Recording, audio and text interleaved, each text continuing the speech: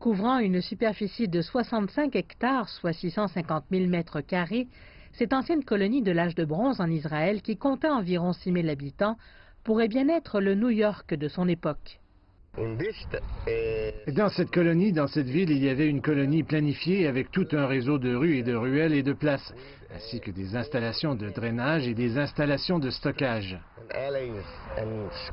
Parmi les découvertes, un temple pour les rituels plutôt inhabituels avec des os d'animaux brûlés, la preuve d'offrandes sacrificielles et une figurine représentant une tête humaine. Il y a aussi des millions de fragments de poterie, d'outils en silex et des vases en pierre.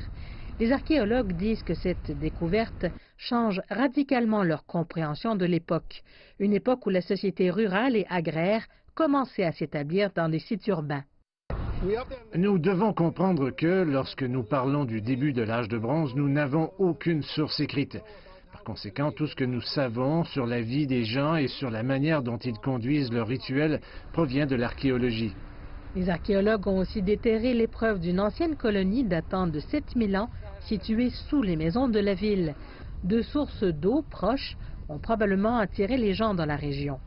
La cité a été découverte lors de la préparation d'un projet d'échange d'autoroute près de Harish.